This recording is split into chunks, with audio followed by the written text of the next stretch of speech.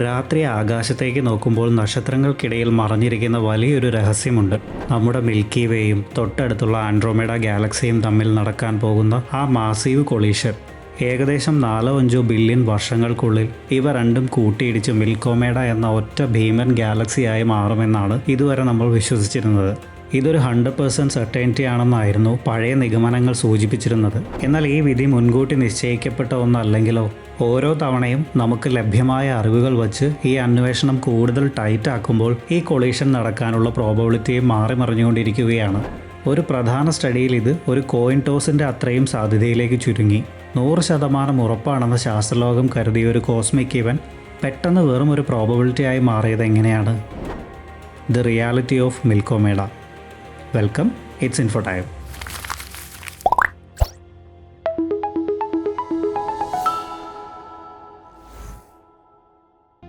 പ്രപഞ്ചം നിരന്തരം വികസിച്ചുകൊണ്ടിരിക്കുകയാണെന്ന് നമുക്കറിയാമല്ലോ. എന്നാൽ മിക്ക ഗാലക്സികളും നമ്മളിൽ നിന്നും അകന്നാണ് പോയിക്കൊണ്ടിരിക്കുന്നത്. നമ്മുടെ തൊട്ടടുത്തുള്ള M31 അഥവാ ആൻഡ്രോമേഡ ഗാലക്സിയുടെ കാര്യം വ്യത്യസ്തമാണ്. അതിൽ നിന്നും വരുന്ന പ്രകാശം പരിശോധിച്ചപ്പോൾ അത് നിരന്തരം ബ്ലൂ ഷിഫ്റ്റഡ് ആകുകയാണെന്ന് ശാസ്ത്രജ്ഞർ കണ്ടെത്തി. അതായത് പ്രകാശതരംഗങ്ങൾ ചുരുങ്ങി ആ ഗാലക്സി മിൽക്കി വേയുടെ ദിശയിലേക്ക് അടുത്തുകൊണ്ടിരിക്കുകയാണെന്ന് ചുരുക്കം. ഭൂമിയിൽ നിന്നും ഏകദേശം 2.5 മില്യൺ ലൈറ്റ് ഇയേഴ്സ് അകലെയാണെങ്കിലും പ്രപഞ്ചത്തിൻ്റെ വികാസത്തേക്കാൾ ഇവിടെ മുൻതൂക്കം ലഭിക്കുന്നത് ഇവ തമ്മിലുള്ള ശക്തമായ ലോക്കൽ ഗ്രാവിറ്റിക്കാണ്. നമ്മുടെ നേർക്ക് അതിവേഗം വരുന്ന ഒബ്ജക്റ്റ് കൃത്യമായി നമ്മളിൽ തന്നെ ഇടിക്കുമോ എന്ന് തീരുമാനിക്കുന്നത് അതിൻ്റെ സൈഡ് വേസ് മോഷൻ കൂടിയാണ്. ആൻഡ്രോമേഡ വശങ്ങളിലേക്ക് വ്യതിചലിക്കാതെ നേർരേഖയിലാണ് വരുന്നതെങ്കിൽ വലിയൊരു ഹെഡ് ഓൺ കൊളീഷൻ ഉറപ്പാണ്. അതേസമയം ഇതിൻ്റെ സൈഡ് വേസ് മോഷൻ കൂടുതലാണെങ്കിൽ ഒരുപക്ഷെ അത് നമ്മളെ ഉരസി കടന്നു പോയേക്കാം. പതിറ്റാണ്ടുകളായി ഈ സൈഡ് വേസ് മോഷൻ കൃത്യമായി അളക്കുക എന്നതായിരുന്നു ആസ്ട്രോണമേഴ്സ് നേരിട്ട വലിയൊരു ചലഞ്ച്. ഒടുവിൽ 2012 നാസയുടെ ഹബിൾ ടെലിസ്കോപ്പ് ഈ രഹസ്യത്തിൻ്റെ ചുരുളഴിച്ചതായി ശാസ്ത്രലോകം കരുതി. ഹബിൾ ഡാറ്റ പ്രകാരം ആൻഡ്രോമേഡയുടെ സൈഡ് വേസ് മോഷൻ വളരെ ചെറുതായിരുന്നു. അതോടെ മിൽക്കി വേയുടെയും ആൻഡ്രോമേഡയുടെയും വിധി മുൻകൂട്ടി നിശ്ചയിക്കപ്പെട്ടതായി ഔദ്യോഗികമായി പ്രഖ്യാപിക്കപ്പെട്ടു. ഏകദേശം 4 ബില്യൺ വർഷങ്ങൾക്കുള്ളിൽ ഇവ തമ്മിലുള്ള ആദ്യത്തെ വലിയ കൂട്ടിയിടി നടക്കുമെന്നും പരസ്പരം വലിഞ്ഞു മുറുകി കോടിക്കണക്കിന് വർഷങ്ങൾ കൊണ്ട് ഇതൊരു ഭീമൻ എലിപ്റ്റിക്കൽ ഗാലക്സിയായി മാറുമെന്നും നമ്മൾ ഉറപ്പിച്ചു. ഇതൊരിക്കലും വെറുമൊരു ഊഹം മാത്രമായിരുന്നില്ല. അക്കാലത്ത് ലഭ്യമായിരുന്ന ഏറ്റവും മികച്ച നിരീക്ഷണങ്ങളെ അടിസ്ഥാനമാക്കിയുള്ള കൃത്യമായ കണക്കുകൂട്ടലുകൾ തന്നെയായിരുന്നു അത്. പക്ഷേ കോടിക്കണക്കിന് പ്രകാശവർഷങ്ങൾ അകലെയുള്ള ഒരു ഭീമൻ ഗാലക്സിയുടെ അതിസൂക്ഷ്മമായ സൈഡ് വേസ് മോഷൻ കൃത്യമായി അളക്കുക എന്നത് അത്ര എളുപ്പമുള്ള കാര്യമല്ല. അന്ന് ലഭ്യമായിരുന്ന ഡാറ്റയ്ക്കും ഒരു പരിധിയുണ്ടായിരുന്നു എന്ന് വേണം പറയാൻ. കാരണം അതിലും വലിയൊരു ട്വിസ്റ്റ് അണിയറയിൽ ഒരുങ്ങുന്നുണ്ടായിരുന്നു. ആൻഡ്രോമേഡ നമ്മുടെ ദിശയിലേക്ക് സഞ്ചരിക്കുകയാണ് എന്നത് ഒരു യാഥാർത്ഥ്യമാണ്. പക്ഷേ അങ്ങനെ വന്നതുകൊണ്ട് മാത്രം ഒരു വലിയ കൊളീഷൻ ഉറപ്പാണോ? ശാസ്ത്രം പറയുന്നതല്ല എന്നാണ്. ബഹിരാകാശത്തൊരു വലിയ ഒബ്ജക്റ്റിൻ്റെ ചലനത്തെ പ്രധാനമായും രണ്ടായി തിരിക്കാം. ആദ്യത്തേത് റേഡിയൽ വെലോസിറ്റി, അതായത് അത് നമ്മുടെ നേർക്ക് വരികയോ അല്ലെങ്കിൽ നമ്മളിൽ നിന്നും അകന്നു പോവുകയോ ചെയ്യുന്നത്. പ്രകാശത്തിൻ്റെ ഡോപ്ലർ എഫക്റ്റ് വെച്ച് ഇത് അളക്കാൻ താരതമ്യേന എളുപ്പമാണ്. ആൻഡ്രോമേഡയുടെ കാര്യത്തിൽ ഈ റേഡിയൽ വെലോസിറ്റി വളരെ വ്യക്തമാണ്. അത് നമ്മളെ ലക്ഷ്യമാക്കി തന്നെയാണ് വരുന്നത്. പക്ഷേ ഇവിടെയാണ് രണ്ടാമത്തെ ഫാക്ടർ കടന്നു വരുന്നത്. അതാണ് ടാൻജൻഷ്യൽ വെലോസിറ്റി അഥവാ സൈഡ് വേസ് മോഷൻ. ഒരു ഗാലക്സി നേർരേഖയിലാണോ അതോ വശങ്ങളിലേക്ക് വ്യതിചലിച്ചാണോ സഞ്ചരിക്കുന്നത് എന്നതാണ് ഈ മെർജർ നടക്കുമോ എന്ന് തീരുമാനിക്കുന്ന ഏറ്റവും നിർണായകമായ കാര്യം. ഒരു വസ്തു ഒരു ലക്ഷ്യത്തിലേക്ക് സഞ്ചരിക്കുകയാണെന്ന് കരുതുക. തുടക്കത്തിൽ അതിൻ്റെ ദിശയിൽ വളരെ ചെറിയൊരു ആംഗുലർ ഡിഫറൻസ് മാത്രമേ ഉള്ളൂവെങ്കിൽ ചെറിയ ദൂരത്തിൽ ഇത് വലിയ പ്രശ്നമൊന്നും ഉണ്ടാക്കില്ല. ആ വസ്തു ലക്ഷ്യത്തിന് വളരെ അടുത്ത് തന്നെ എത്തുന്നതുപോലെ തോന്നും. എന്നാൽ ദൂരം കൂടുന്തോറും ആ ചെറിയ ആംഗിൾ ഡിഫറൻസ് ഉണ്ടാക്കുന്ന വിടവ് വലുതായിക്കൊണ്ടിരിക്കും. അതേ ദിശയിൽ ദശലക്ഷക്കണക്കിന് പ്രകാശവർഷങ്ങൾ സഞ്ചരിക്കുമ്പോൾ തുടക്കത്തിലുണ്ടായ ആ ചെറിയ വ്യത്യാസം പിന്നീട് ലക്ഷക്കണക്കിന് പ്രകാശവർഷങ്ങളുടെ വലിയൊരു അകലമായി മാറാം. അപ്പോൾ ആദ്യം ലക്ഷ്യത്തിലേക്ക് നേരെ വരുന്നത് പോലെ തോന്നിയ വസ്തു യഥാർത്ഥത്തിൽ അതിനെ പൂർണ്ണമായും ഒഴിവാക്കി കടന്നുപോയേക്കാം. ടാൻജൻഷ്യൽ വെലോസിറ്റി കണ്ടെത്താൻ ഗവേഷകർ ആ ഗാലക്സിയുടെ പിന്നിൽ വളരെ ദൂരെയുള്ള റഫറൻസ് പോയിൻറ്റ്സ് നോക്കും. വർഷങ്ങൾക്കിടയിൽ ആ റഫറൻസ് പോയിൻറ്റ്സിനെ അപേക്ഷിച്ച് ഗാലക്സിയുടെ സ്ഥാനം അല്പം വശത്തേക്ക് മാറുന്നുണ്ടെങ്കിൽ അതിലൂടെ അതിൻ്റെ സൈഡ് വേസ് മോഷൻ മനസ്സിലാക്കാം. പിന്നെ റേഡിയൽ വെലോസിറ്റിയും ഈ സൈഡ് വേസ് മോഷനും ചേർത്ത് നോക്കുമ്പോഴാണ് ആ ഗാലക്സിയുടെ യഥാർത്ഥ സഞ്ചാരദിശ വ്യക്തമാകുന്നത്. ആൻഡ്രോമേഡയുടെ കാര്യത്തിലും ഇതാണ് പ്രധാന വെല്ലുവിളി. ഇന്ന് നമ്മൾ അളക്കുന്ന പ്രോപ്പർ മോഷനിലുള്ള മൈക്രോ ആർക്ക് സെക്കൻഡ് ലെവൽ അൺസർട്ടനിറ്റി പോലും കോടിക്കണക്കിന് വർഷങ്ങൾ കഴിഞ്ഞുള്ള അതിൻ്റെ സഞ്ചാരപാതയിൽ വലിയ വ്യത്യാസമുണ്ടാക്കാം. ആൻഡ്രോമേഡയുടെ സൈഡ് വേസ് മോഷൻ നമ്മൾ കരുതിയതിലും വ്യത്യസ്തമാണെങ്കിൽ പഴയ രീതിയിൽ കരുതിയ ആ ഹെഡ് ഓൺ കൊളീഷൻ ഒഴിവാകുകയോ മെർജർ വളരെ വൈകുകയോ ചെയ്യാം. എങ്കിൽ പിന്നെ ശാസ്ത്രജ്ഞർക്ക് ഈ സൈഡ് വേസ് മോഷൻ അങ്ങ് കൃത്യമായി അളന്നാൽ പോരെ എന്ന് തോന്നാം. അവിടെയാണ് യഥാർത്ഥ വെല്ലുവിളി. ദശലക്ഷക്കണക്കിന് പ്രകാശവർഷങ്ങൾ അകലെ കിടക്കുന്ന ഒരു ഗാലക്സിയുടെ സൈഡ് വേസ് മോഷൻ അളക്കുക എന്നത് അത്ര നിസ്സാരമല്ല. ആകാശത്തേക്ക് നോക്കുമ്പോൾ വർഷങ്ങൾ കഴിഞ്ഞാലും അത് മാറുന്നതായി നമുക്ക് തോന്നില്ല. നക്ഷത്രങ്ങളുടെ സ്ഥാനങ്ങളിൽ ഉണ്ടാകുന്ന മൈക്രോ ആർക്ക് സെക്കൻഡ്സ് കണക്കിലുള്ള അതിസൂക്ഷ്മമായ മാറ്റങ്ങളാണ് അവിടെ ആസ്ട്രോണമർ പഠനവിധേയമാക്കുന്നത്. ഇന്ന് നമ്മൾ അളക്കുന്ന ആ സൈഡ് വേസ് മോഷനിലെ വളരെ ചെറിയൊരു മാറ്റം കോടിക്കണക്കിന് വർഷങ്ങൾക്ക് ശേഷം വളരെ വലിയ വ്യത്യാസമുണ്ടാക്കാം. ഈ രണ്ട് ഗാലക്സികൾ തമ്മിൽ കൂട്ടിയിടിക്കുമോ അതോ വെറുതെ ഉരസി കടന്നു പോകുമോ, അതുമല്ലെങ്കിൽ ഈ മെർജർ കോടിക്കണക്കിന് വർഷങ്ങൾ കൂടി വൈകുമോ എന്ന് തീരുമാനിക്കുന്നത് ഈ അതിസൂക്ഷ്മമായ കണക്കുകളാണ്. അതുകൊണ്ട് ആൻഡ്രോമേഡ നമ്മുടെ നേർക്ക് വരുന്നുണ്ട് എന്നത് ഒരു സത്യമാണ്. പക്ഷേ അത് വെച്ച് മാത്രം പ്രപഞ്ചത്തിൻ്റെ ഈ വിധി മുൻകൂട്ടി എഴുതാൻ നമുക്കാവില്ല. ഇതുവരെയുള്ള കഥകളിൽ നമ്മൾ കേട്ടിരുന്നത് ഒരു നേർക്കുനേർ പോരാട്ടത്തെക്കുറിച്ചാണ്. ഒരു വശത്ത് നമ്മുടെ മിൽക്കി വേ, മറുവശത്ത് ആൻഡ്രോമേഡ. പഴയ പബ്ലിക് എക്സ്പ്ലനേഷൻസ് പലപ്പോഴും ഇതിനെ ഒരു 2 ഗാലക്സി പ്രോബ്ലം പോലെ അവതരിപ്പിച്ചിരുന്നു. എന്നാൽ യഥാർത്ഥത്തിൽ നമ്മുടെ ലോക്കൽ ഗ്രൂപ്പ് അത്ര ലളിതമായൊരിടമല്ല. ഈ രണ്ട് ഭീമന്മാർക്ക് ചുറ്റിലുമുള്ള വേറെയും അനേകം ചെറിയ ഗാലക്സികളുണ്ട്. ഇതിൽ നമ്മുടെ കഥയുടെ ഗതി മാറ്റാൻ പോകുന്ന 2 പ്രധാനികളുമുണ്ട്. ഒന്ന് ട്രയാങ്കുലം ഗാലക്സി അഥവാ M33, രണ്ടാമത്തേത് ലാർജ് മെഗല്ലനിക് ക്ലൗഡ്, അതായത് ചുരുക്കത്തിൽ LMC.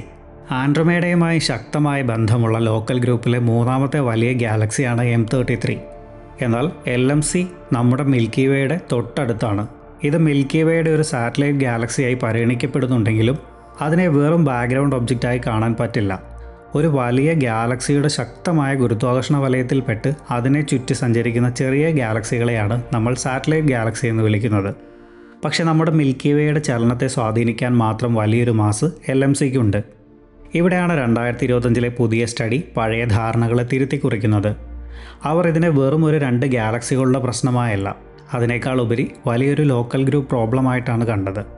സിമുലേഷനുകളിലേക്ക് M33യുടെയും LMCയുടെയും ഗ്രാവിറ്റേഷണൽ എഫക്ട്സ് കൂടി ഉൾപ്പെടുത്തിയപ്പോൾ ലഭിച്ച ഫലം ശരിക്കും അത്ഭുതപ്പെടുത്തുന്നതായിരുന്നു.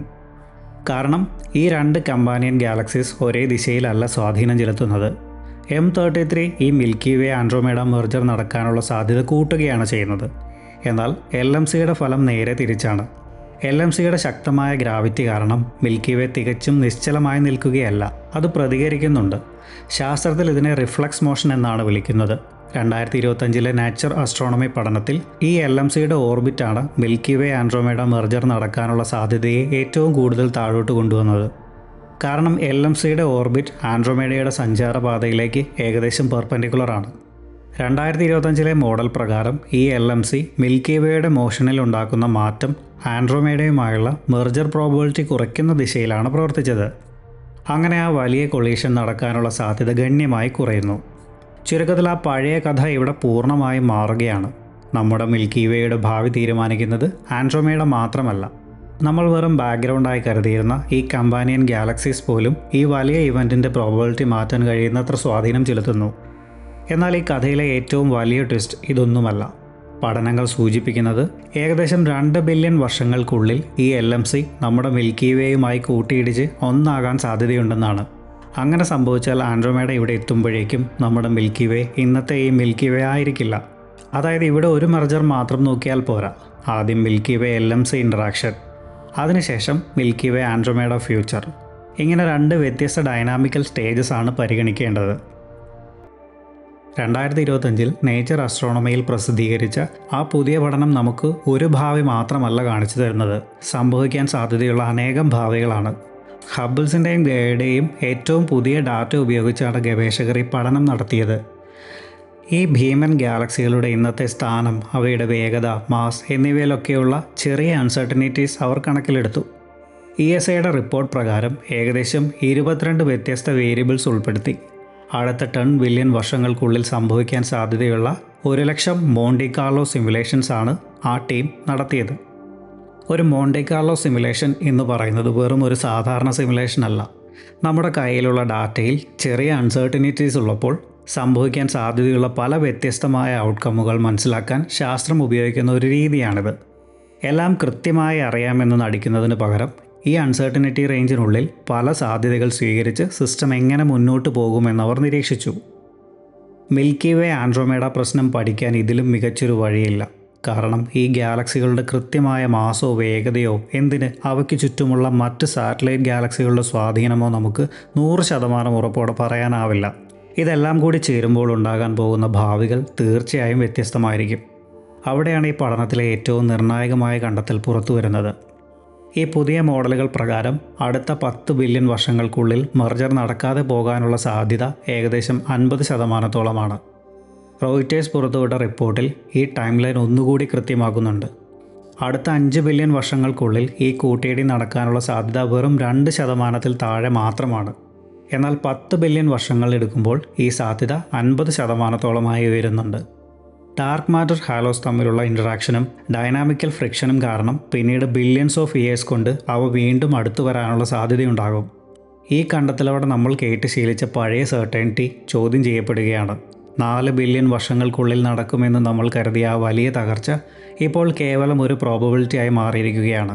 അതായത് ആൻഡ്രോമേഡ നമ്മുടെ മിൽക്കി വേയെ ഉരസി കടന്നു പോകുമെന്നോ ഈ കൂട്ടിയിടി ഒരിക്കലും നടക്കില്ലെന്നോ ഈ സ്റ്റഡി പറഞ്ഞിട്ടില്ല. കൂട്ടിയിടി ഒഴിവാക്കപ്പെട്ടു എന്നതിലുപരി ഉറപ്പാണെന്ന് കരുതിയ ഒന്ന് ഇപ്പോൾ അങ്ങനെയല്ല എന്ന് ശാസ്ത്രം തിരുത്തുകയാണ്. 2025 ആ കണ്ടെത്തലോടെ ഈ കഥ ഇവിടെ അവസാനിക്കുന്നില്ല. ശാസ്ത്രം എന്നത് നിരന്തരം പുതുക്കപ്പെടുന്ന ഒന്നാണല്ലോ.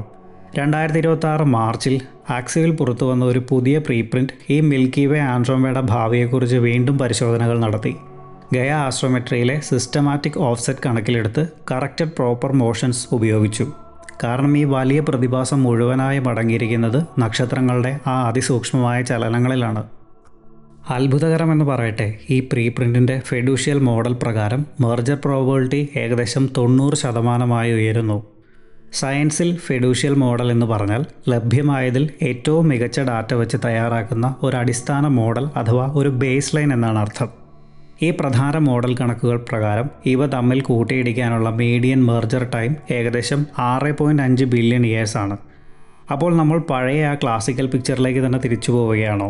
ആ പഴയ ഉറപ്പിലേക്ക് ശാസ്ത്രം വീണ്ടും എത്തിയോ? ഒരിക്കലുമില്ല. കാരണം ഈ 2026 സ്റ്റഡി തന്നെ വ്യക്തമാക്കുന്നുണ്ട്, ഈ റിസൾട്ടുകളെല്ലാം ആൻഡ്രോമേഡയുടെ പ്രോപ്പർ മോഷനിലെ അതിസൂക്ഷ്മമായ കണക്കുകളെ അങ്ങേയറ്റം ആശ്രയിച്ചാണ് ഇരിക്കുന്നത്. ഡാറ്റയിലുള്ള വളരെ ചെറിയ മാറ്റങ്ങൾ പോലും ഈ പ്രോബബിലിറ്റിയെ 64%-ൽ നിന്നും 100%-ലേക്ക് വരെ മാറ്റാം. ഇതിനൊരു അന്തിമ ഉത്തരം ലഭിക്കണമെങ്കിൽ പ്രതിവർഷം 2 മൈക്രോ ആർക്ക് സെക്കൻഡിലും താഴെ മാത്രം അൺസർട്ടനിറ്റിയുള്ള അതിസൂക്ഷ്മമായ ഡാറ്റ നമുക്ക് ആവശ്യമാണ്. ഇതിലെ മറ്റൊരു രസകരമായ കാര്യം നേരത്തെ നമ്മൾ പറഞ്ഞ LMCയുടെ പങ്കാണ്. 2025 മോഡലിൽ LMC ഈ കൂട്ടിയിടിക്കുള്ള സാധ്യത കുറയ്ക്കുകയാണ് ചെയ്തതെങ്കിൽ പുതിയ ഡാറ്റ പ്രകാരം കൃത്യമായ ഓർബിറ്റൽ ജോമെട്രി വെച്ച് നോക്കുമ്പോൾ LMC ഈ കൂട്ടിയിടി നടക്കാനുള്ള സാധ്യത കൂട്ടുകയാണ് ചെയ്യുന്നത്. അതായത് ഒരേ സാറ്റലൈറ്റ് ഗാലക്സിക്ക് തന്നെ അത് നിൽക്കുന്ന സ്ഥാനവും സഞ്ചരിക്കുന്ന പാതയും അനുസരിച്ച് ആ കൂട്ടിയിടിയെ അനുകൂലിക്കാനും പ്രതികൂലിക്കാനും സാധിക്കും. അപ്പോൾ 2025 കണ്ടെത്തൽ പൂർണ്ണമായും തെറ്റായിരുന്നു എന്ന് ചോദിച്ചാൽ അതല്ല സത്യം. ഇതൊരിക്കലും ശാസ്ത്രത്തിൻ്റെ ഒരു പോരായ്മയല്ല, ഈ പ്രശ്നത്തിൻ്റെ യഥാർത്ഥ പ്രകൃതമാണ്. കോടിക്കണക്കിന് വർഷങ്ങൾക്ക് ശേഷം എന്ത് സംഭവിക്കുമെന്ന് നമ്മൾ പ്രവചിക്കുമ്പോൾ ഇന്നത്തെ ചലനത്തിലുള്ള വളരെ ചെറിയ അൺസർട്ടനിറ്റീസ് പോലും ഭാവിയിൽ വലിയൊരു മാറ്റത്തിന് കാരണമാകും. അതുകൊണ്ട് 4 ബില്യൺ വർഷങ്ങൾക്കുള്ളിൽ നടക്കുമെന്ന് നമ്മൾ വിശ്വസിച്ചിരുന്ന ആ കൂട്ടിയിടി എന്നേക്കുമായി റദ്ദാക്കപ്പെട്ടു എന്നല്ല ഇതിൽ നിന്നും മനസ്സിലാക്കേണ്ടത്. കൂടുതൽ മികച്ച ഡാറ്റ വരുന്നതനുസരിച്ച് നമ്മുടെ മിൽക്കി വേയുടെ ഭാവിശാസ്ത്രം ഇപ്പോഴും മിനുക്കി പണിതുകൊണ്ടിരിക്കുകയാണെന്നാണ്. ഇതുകൂടാതെ നമ്മൾ ശ്രദ്ധിക്കേണ്ട മറ്റൊരു കാര്യമുണ്ട്. 2025 ആ പഠനം ഒരു പിയർ റിവ്യൂഡ് നേച്ചർ പേപ്പർ ആയിരുന്നെങ്കിൽ ഈ 2026 കണ്ടെത്തൽ മാർച്ചിൽ പുറത്തു വന്ന വെറും ഒരു ആക്സീവ് പ്രീപ്രിൻ്റ് മാത്രമാണ്. അതായത് ഇതൊരു ഫൈനൽ സെറ്റിൽഡ് റിസൾട്ട് അല്ല. അതുകൊണ്ട് തന്നെ ഇതിനെ ഒരു അന്തിമ വിധിയായി നമുക്കിപ്പോൾ കണക്കാക്കാൻ സാധിക്കില്ല. എന്തുകൊണ്ടാണ് ഈ വിഷയത്തിൽ ശാസ്ത്രലോകത്ത് ഇത്രയധികം അഭിപ്രായ വ്യത്യാസങ്ങൾ ഉണ്ടാകുന്നത്? അതിനുള്ള പ്രധാന കാരണം ഈ ടാൻജൻഷ്യൽ മോഷൻ അളക്കുക എന്നുള്ളത് അങ്ങേയറ്റം ബുദ്ധിമുട്ടുള്ള ഒരു കാര്യമായതുകൊണ്ടാണ്. ആൻഡ്രോമേഡ ഭൂമിയിൽ നിന്നും 2.5 മില്യൺ ലൈറ്റ് ഇയേഴ്സ് അകലെയാണുള്ളത്. അത്രയും വലിയ ദൂരത്തു നിന്ന് നോക്കുമ്പോൾ അതിവേഗത്തിലുള്ള ഒരു സൈഡ് വേസ് മോഷൻ പോലും നമ്മുടെ ആകാശത്ത് വളരെ ചെറിയൊരു ആംഗുലർ ഷിഫ്റ്റായി മാത്രമേ നമുക്ക് തോന്നൂ. ശാസ്ത്രജ്ഞർ ഇതിനെ പ്രോപ്പർ മോഷൻ എന്നാണ് വിളിക്കുന്നത്. നമ്മുടെ അടുത്തുള്ള നക്ഷത്രങ്ങളുടെ പ്രോപ്പർ മോഷൻ അളക്കാൻ താരതമ്യേന എളുപ്പമാണ്. എന്നാൽ ആൻഡ്രോമേഡയെ സംബന്ധിച്ച് ഇത് വളരെ ചെറുതായി കാണുന്നത് കൊണ്ട് തന്നെ മെഷർമെൻറ്റിലെ ചെറിയ പിഴവുകൾ പോലും ആ ഡാറ്റയെ ആകെ മാറ്റിമറിക്കാം. മാത്രവുമല്ല, ആൻഡ്രോമേഡ വെറും ഒരു ബിന്ദുവല്ല, കോടിക്കണക്കിന് നക്ഷത്രങ്ങളുള്ള ഭീമനൊരു ഗാലക്സിയാണ്. ആ ഗാലക്സിക്കുള്ളിലെ നക്ഷത്രങ്ങൾക്കും അതിൻ്റേതായ ചലനങ്ങളുണ്ട്. അതുകൊണ്ട് ഈ നക്ഷത്രങ്ങളുടെ ഇൻറ്റേർണൽ മോഷൻസും ഗാലക്സിയുടെ മൊത്തത്തിലുള്ള ചലനവും വേർതിരിച്ചെടുക്കുക എന്നത് വലിയൊരു വെല്ലുവിളിയാണ്. ഈ സെപ്പറേഷൻ തന്നെയാണ് പഴയ ഹബിൾ മെഷർമെൻറ്റ്സിലും പുതിയ ഗയ മെഷർമെൻറ്റ്സിലും ഏറ്റവും വലിയ വെല്ലുവിളികളിലൊന്ന്. ഇവിടെയാണ് ഹബിളും അതുപോലെ ഗയയും ഈ പ്രോപ്പർ മോഷൻ അളക്കുന്നതിൽ നിർണായകമാകുന്നത്. എങ്കിലും ആ ഡാറ്റയിലുണ്ടാകുന്ന ചെറിയ സിസ്റ്റമാറ്റിക് എറേഴ്സ് പോലും ഈ കൂട്ടിയിടിയുടെ വിധിയെ മാറ്റാം. ഇതുകൊണ്ടാണ് 2026 പുതിയ പഠനം അത്തരം എറേഴ്സ് തിരുത്തിയുള്ള ഡാറ്റയെ മാത്രം ആശ്രയിച്ചത്. ഈ സൈഡ് വേസ് വെലോസിറ്റിയിലുള്ള വളരെ ചെറിയൊരു വ്യത്യാസമാണ് ഇവർ തമ്മിൽ കൂട്ടിയിടിക്കുമോ അതോ വെറുതെ ഉരസി കടന്നു പോകുമോ എന്ന് തീരുമാനിക്കുന്നത്. അതുകൊണ്ട് ആൻഡ്രോമേഡ നമ്മുടെ നേർക്ക് വരുന്നുണ്ട് എന്ന് മാത്രം പറയുന്നത് ഒരിക്കലും പൂർണ്ണമായൊരു ഉത്തരമാകുന്നില്ല. ഇനി വെലോസിറ്റിയുടെ കാര്യത്തിൽ മാത്രം ഒരു തീരുമാനമായാൽ ഈ പ്രശ്നം തീരില്ല. കാരണം നമ്മൾ നേരിടുന്ന രണ്ടാമത്തെ വലിയ അനിശ്ചിതത്വം ഗാലക്സികളുടെ മാസാണ്. നമ്മൾ ഈ ഗാലക്സികളുടെ ചിത്രങ്ങൾ കാണുമ്പോൾ തിളങ്ങി നിൽക്കുന്ന നക്ഷത്രങ്ങളെ മാത്രമേ കാണുന്നുള്ളൂ. എന്നാൽ ഇവയുടെ യഥാർത്ഥ മാസിൻ്റെ ഭൂരിഭാഗവും ഒളിഞ്ഞിരിക്കുന്നത് അവയ്ക്ക് ചുറ്റുമുള്ള അദൃശ്യമായ വലിയ ഡാർക്ക് മാറ്റർ ഹാലോസുകളിലാണ്. നമ്മൾ കാണുന്ന ആ തിളക്കമുള്ള സ്പൈറൽ ഡിസ്കിനേക്കാൾ വളരെ വലുതാണ് ആ ഡാർക്ക് മാറ്റർ വലയങ്ങൾ. ഭാവിയിൽ ഈ രണ്ട് ഗാലക്സികൾ തമ്മിൽ അടുക്കുമ്പോൾ അവയിലെ നക്ഷത്രങ്ങൾ തമ്മിൽ കൂട്ടിയിടിക്കുന്നതിനും വളരെ മുൻപ് തന്നെ അവയുടെ ഡാർക്ക് മാറ്റർ ഹാലോസ് തമ്മിൽ പ്രവർത്തിക്കാൻ തുടങ്ങും. ഈ ഭീമൻ വലയങ്ങളുടെ ടോട്ടൽ മാസാണ് ഇവ തമ്മിലുള്ള ഗുരുത്വാകർഷണ ബലത്തെയും അതുപോലെ ഡൈനാമിക്കൽ ഫ്രിക്ഷനെയും പ്രധാനമായും നിയന്ത്രിക്കുന്നത്. ഗാലക്സികളുടെ കൂട്ടിയിടികളിൽ ഏറ്റവും നിർണായകമായ ഒന്നാണ് ഈ ഡൈനാമിക്കൽ ഫ്രിക്ഷൻ. ഒരു മാസീവ് ഗാലക്സി മറ്റൊരു ഗാലക്സിയുടെ ഡാർക്ക് മാറ്ററിലൂടെ കടന്നു പോകുമ്പോൾ അതിൻ്റെ പിന്നിലായി ഡാർക്ക് മാറ്ററിൻ്റെയും നക്ഷത്രങ്ങളുടെയും ഡിസ്ട്രിബ്യൂഷൻസിൽ ഒരു ഗ്രാവിറ്റേഷണൽ വേക്ക് ഉണ്ടാകുന്നു. ഈ വേക്ക് ആ ഗാലക്സിയെ പിന്നോട്ട് വലിക്കുന്നത് പോലെ പ്രവർത്തിച്ച് ഓർബിറ്റൽ എനർജി കുറയ്ക്കുന്നു.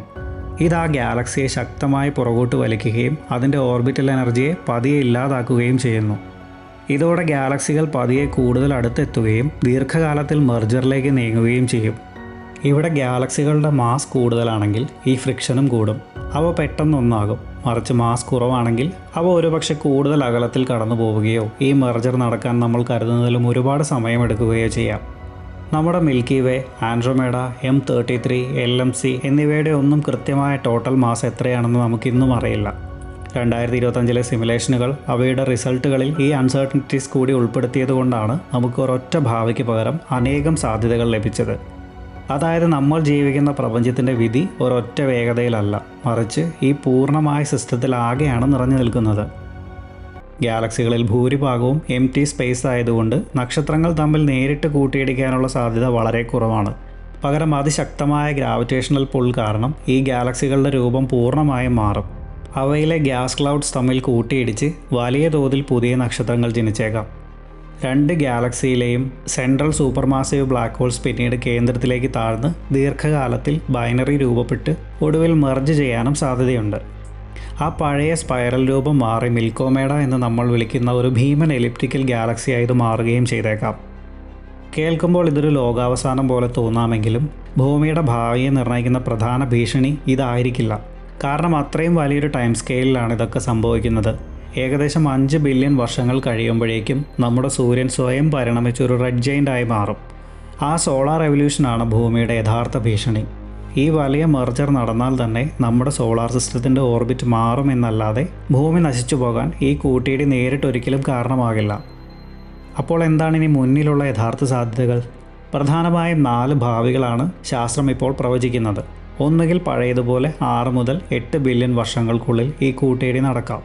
അല്ലെങ്കിൽ അടുത്ത 10 ബില്യൺ വർഷങ്ങൾക്കുള്ളിൽ അവ കൂട്ടിയിടിക്കാതെ ഉരസിക്കടന്നു പോയേക്കാം. അതുമല്ലെങ്കിൽ ഈ മെർജർ നമ്മൾ കരുതുന്നതിലും ഒരുപാട് വൈകിയേക്കാം. ഇനി ഇതിനുമപ്പുറമുള്ള വലിയൊരു സാധ്യത എന്താണെന്നാൽ ആൻഡ്രോമേഡ ഇവിടെ എത്തുന്നതിന് മുൻപ് തന്നെ നമ്മുടെ മിൽക്കി വേയും LMCയും തമ്മിൽ കൂട്ടിയിടിച്ച് നമ്മുടെ ഗാലക്റ്റിക് സിസ്റ്റം തന്നെ പൂർണ്ണമായും മാറിയേക്കാമെന്നതാണ്. ഇവിടെ ശ്രദ്ധിക്കേണ്ട കാര്യം LMC മിൽക്കി വേ മെർജർ എന്ന ആശയം പുതിയ ആൻഡ്രോമേഡ സ്റ്റഡിയിൽ നിന്ന് മാത്രം വന്നതല്ല.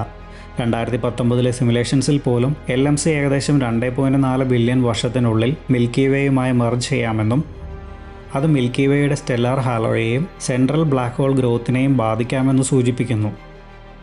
പ്രപഞ്ചത്തിലെ വലിയ മാറ്റങ്ങളെ ശാസ്ത്രം എങ്ങനെയാണ് പഠിക്കുന്നതെന്ന് ഈ ഒരു സംഭവം നമുക്ക് കാണിച്ചു തരുന്നുണ്ട്.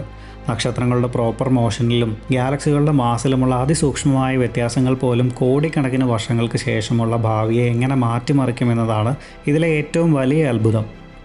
ചുരുക്കത്തിൽ ആൻഡ്രോമേഡ നമ്മുടെ ദിശയിലേക്ക് സഞ്ചരിക്കുന്നുണ്ട്. ഭാവിയിൽ മിൽക്കി വേ ആൻഡ്രോമേഡ മെർജർ നടക്കാനുള്ള സാധ്യത ഇപ്പോഴും ശക്തമാണ്. പക്ഷേ പഴയതുപോലെ 4 ബില്യൺ വർഷങ്ങൾക്കുള്ളിൽ ഇത് 100% ഉറപ്പായും നടക്കുമെന്ന രീതിയിൽ പറയാൻ ഇപ്പോൾ കഴിയില്ല. കൂടുതൽ മികച്ച ഡാറ്റ വരുന്നതനുസരിച്ച് ഈ കഥ ഭാവിയിൽ ഇനിയും മാറിയേക്കാം. ഈ വീഡിയോയിൽ നിന്നും പുതിയതായി എന്തെങ്കിലും അറിയാൻ കഴിഞ്ഞിട്ടുണ്ടെങ്കിൽ തീർച്ചയായും ലൈക്ക് ചെയ്യാനും നിങ്ങളുടെ സുഹൃത്തുക്കൾക്ക് ഇതൊന്ന് ഷെയർ ചെയ്യാനും മറക്കല്ലേ. Please subscribe and support. It's info time signing off.